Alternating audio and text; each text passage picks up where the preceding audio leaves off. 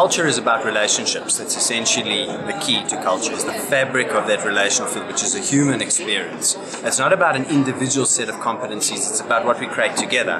So the idea that you would hire someone using, for example, some tests, and I'm not talking about technical tests here, that's fine, but I'm talking about any kind of psychological test or culture test, is a strange idea. I mean, it's like creating a friendship and saying, well, I'm going to look for a friend, and everyone could go through these tests, or, you know, a lover in the same way. There's something that's created through the interaction of people that's almost like a third space, which you can smell and feel, which is distinctly human, that can't be captured in a test, like sort of grabbing water with your hand. The tighter you try and hold it, it escapes. You've got to hold it lightly. So the real way to ensure that you get continuity of culture through the entry of new people is to use an interview process, and a multiple interview process, and the people that have to work with the person, those are the people that are going to interview the person, and they trust their own antenna to feel the relational connection through the interview process, and then they dialogue with each other, having interviewed the person separately, and that intersubjective experience really gives you the guide or the read on whether that person will fit into the cultural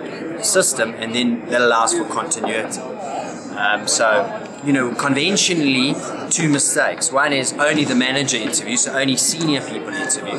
Big mistake, because that's not the relational field where people deliver their talent. They deliver it, yes, by reporting to people, but they deliver it through the collegial field. So the colleagues need to interview. That's the first mistake that people make. They don't let the colleagues who are going to work with this person interview. And the second one is they use tests, psychological tests or psychometrics that somehow use criteria for what this culture is, rather than use an intersubjective relational process of interview. So I would drop the tests and let colleagues interview, make it iterative, and get them to talk with each other. That's going to take it forward. The companies like Facebook, that's how they get people in as well, through interview. They don't use tests.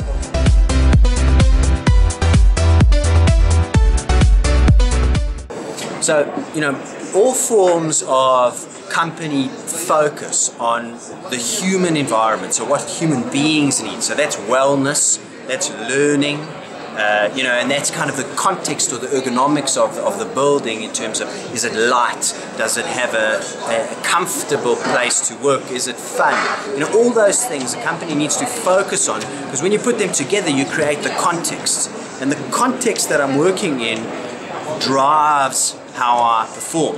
So for example, if I've got to work in the basement and there's no learning opportunity for me, and it smells bad and there's no light, what kind of conversion of my talent are you going to get into delivery? Whereas if I work into a light, comfortable, fun place, and I'm learning as I'm doing it because you're focused on where I'm at and what I need to learn, again, what conversion of my talent will you get from a delivery point of view? You simply can't compare.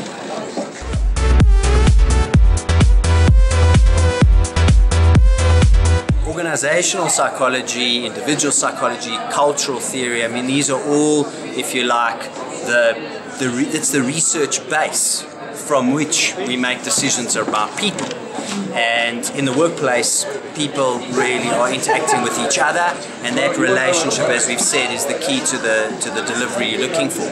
So psychology informs what people need, and cultural theory gives you an understanding of how it works on a broader level.